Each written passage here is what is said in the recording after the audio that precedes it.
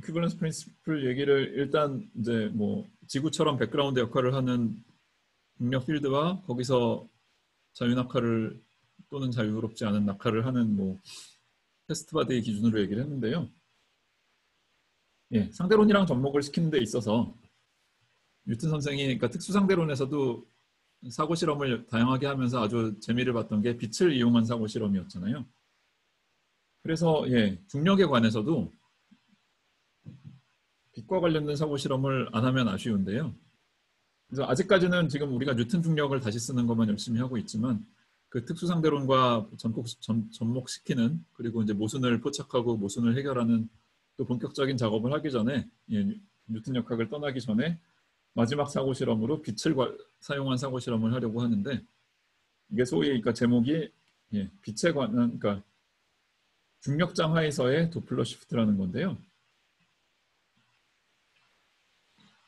아까 이미 살짝 언급을 하고 시작했지만 예, 가속하는 로켓과 그냥 지구상에 가만히 놓여진 실험실과 구분하기가 좀 어렵다는 얘기를 했는데 예, 그 상황에서 빛을 실험 도구로 사용하는 걸 생각을 해봅시다. 그래서 예, 일단 길이가 L 정도 되는 실험실이 있고요. 이걸 로켓에 태웠어요. 그리고 이제 뭐 편의상 일정한 가속도 A라는 가속도로 등가속도 운동을 시킨다고 칩시다. 뭐 아직은 그냥 뉴턴 중력이라고 생각해도 괜찮습니다. 그래서 딱 가속 운동을 시작할 무렵에 바닥에서 빛을 살짝 쏴요. 파장이 람다 제로인 그런 빛을 쏩니다. 그래서 처음 시작을 할 때는 t 이퀄 0에서 가속을 시작을 하고 초기 속도는 0이고 가속도만 일정하게 유지가 된다고 하죠. 자, 그럼 좀 시간이 지나고 나면 거기서 출발했던 빛이 이제 천장에 있는 디텍터에 도달을 할 거고요. 자, 뭐 짧은 시간이라도 시간이 지났으면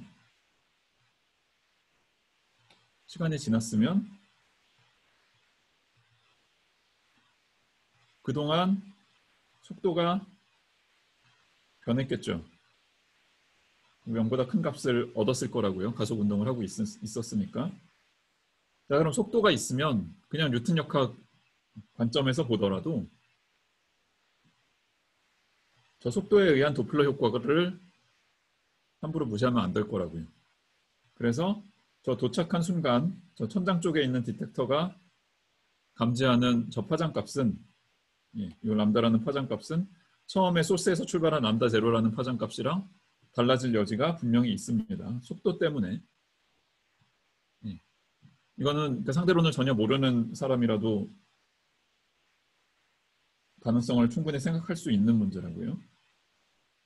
그래서 우리 뭐 상대론 열심히 공부했지만 상대론까지도 필요 없고 그냥 상대론의 그 뉴턴 근사 정도만 가지고 그러니까 도플러 효과에서 리딩 오더는 저 델타 B에 비례할 테니까 거기까지는 챙기고 뭐 B 나누기 C의 제곱에 비례하는 것들은 그냥 무시한 차원에서 얘기를 하자고요. 자, 그러면 저 델타 T 값, 즉 언제 포톤이 천장에 도달을 하느냐 라는 걸 따졌을 때 그냥 뉴턴의 등가속도 운동을 생각하면 일단 저 실험실의 길이 L도 중요한 역할을 할 거고 그 다음에 이제 등가속도 운동을 하면 변위가 약간 생기죠. 2분의 1 A 델타 T 제곱 이런 게 생긴다고요. 자, 근데 상식적으로 이 우주선의 길이 L하고 저 등가속도 운동 때문에 조금 움직인 저 거리하고 어느 쪽이 더 중요하겠어요? 바닥에서 천장까지 빛이 달려가는데 가속도에 의해서 조금 움직인 거는 물론 0은 아닌 적당한 값을 가지고 있지만 이거는 상대적으로 작은 값이고 이 L 값이 훨씬 큰 값이죠. 그래서 지금 우리 근사체계 범위 안에서는 그냥 저 델타 t는 L 나누기 C에서 별로 크게 벗어나지 않을 거라고요. 그럼 그 사이에 가속을 얼마큼 했느냐, 그러니까 속도가 얼마나 변했느냐는 A 델타 t로 계산을 할 수가 있고, 이거는 이 근사 범위에서는 A 곱하기 L 곱하기 C 정도가 된다고요. A 곱하기 L 나누기 C요. 자, 그럼 리딩 오더 도플러 효과는 어떻게 될 것이냐? 예. 람다 제로 기준 저 파장의 변화값 델타 람다는 도플러 효과는 사실 이거 뭐 빛 아니라 다른 종류의 파동들도 마찬가지인데, 예. 파동의 속도 나누기 저 두 관성계 사이의 속도 차이, 그 비율이 도플러 효과의 리딩 오더에 등장한다는 거는, 예. 맥스웰 방정식으로부터 나온 상대론적인 도플러 효과나 아니면 그냥 다른 뭐 매질을 가진 파동의 도플러 효과나 별로 차이가 나지도 않고요. 아무튼 중요한 거는 이런 값이 나옵니다. 물론 이 값은 굉장히 작지만, 예, 보통 광학 실험들은 굉장히 좋은 실험 장치들이 꽤 옛날부터도 발명이 돼 있었기 때문에 뭐 포착을 못할 실험은 아니라고 주장할 여지가 있었다고요.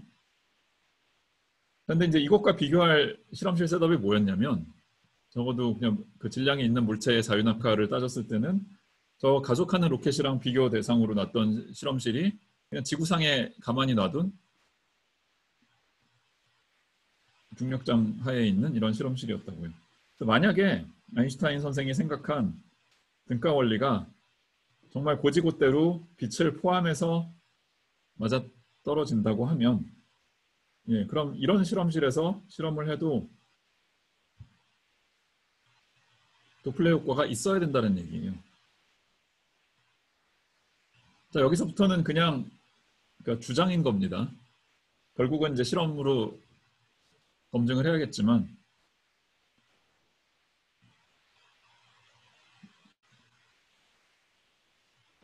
예, 아인슈타인 선생의 사고 과정은 저 가속하는 로켓과 지구 위에 있는 실험실이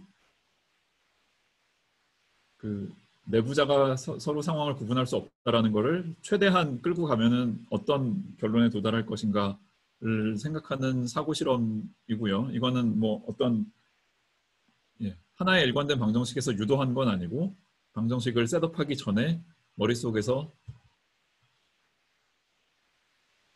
예, 머릿속에서 진행하는 사고 실험의 일부라고 생각을 하면 됩니다. 아무튼 그 아인슈타인 선생의 아이디어를 그냥 일단 믿고 따라가 보면, 그리고 내부자 입장에서 저 가속하는 로켓과 지구상의 실험실을 정말 구분할 수 없다고 하면 지구상에서도 가속도 곱하기 실험실 그 천장과 바닥 사이의 거리 나누기 C제곱만큼 도플러 효과가 나와야 된다는 얘기예요.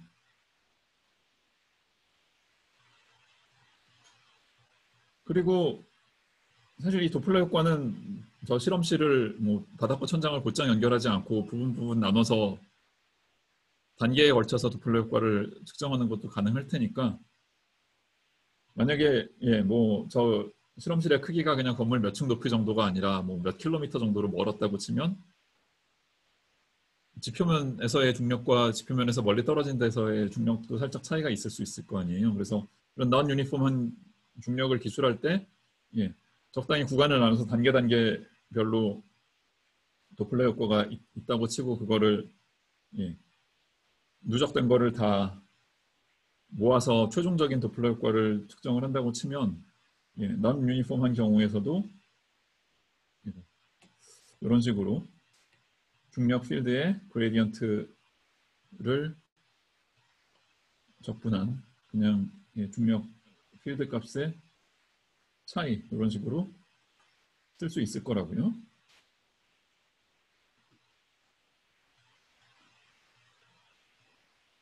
자, 그래서 아인슈타인 선생이 이런 사고 실험을 한 건 분명히 사실이고요.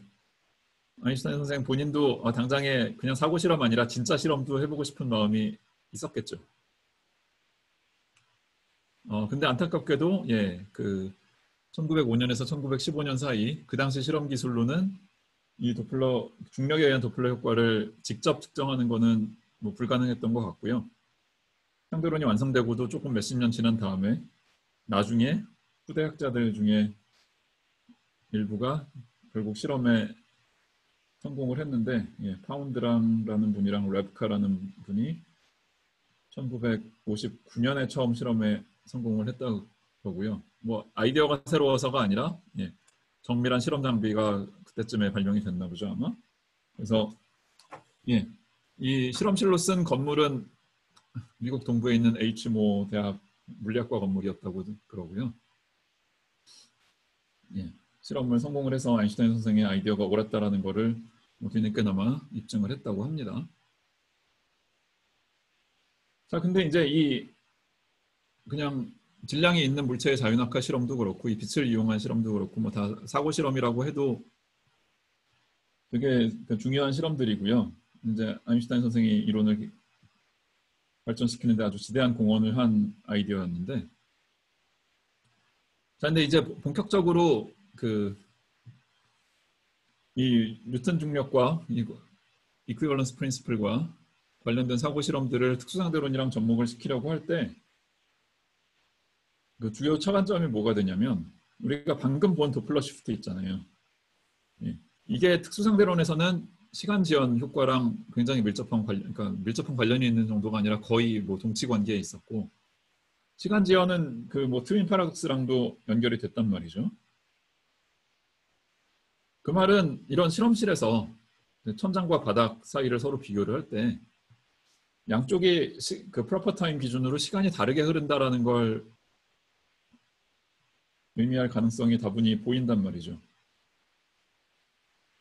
근데 시간이 다르게 흐르는 게 뭐 특수상대론에서 불가능한 일은 아니지만, 이런 실험실을 보면은 타임 트랜슬레이션 시메트리는 살아있는 것처럼 보인단 말이죠. 그리고 타임 트랜슬레이션 시메트리는 사실 에너지 보존이랑도 관련이 있는데, 그러니까 저 중력에 관한 에너지까지 포함하면 에너지 보존도 잘 성립하잖아요. 이런 실험실에서. 그래서 타임 트랜슬레이션 시메트리랑 서로 다른 두 지점에서 시간이 다르게 흐른다는 사실이랑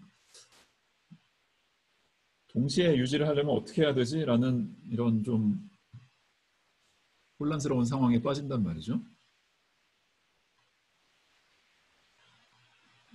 그래서 이런 문제 의식을 가지고 본격적으로 이제 그 특수상대론과 접목하는 작업을 하려고 하고요. 그거를 하기에 아주 좋은 세팅을 그냥 평평한 민콥스키 공간에 살짝 휘어진 좌표계를 도입함으로써 그 접목 작업을 본격적으로 할 수가 있는데, 그 휘어진 좌표계의 이름을 린들러 코디네이트라고 부르고요.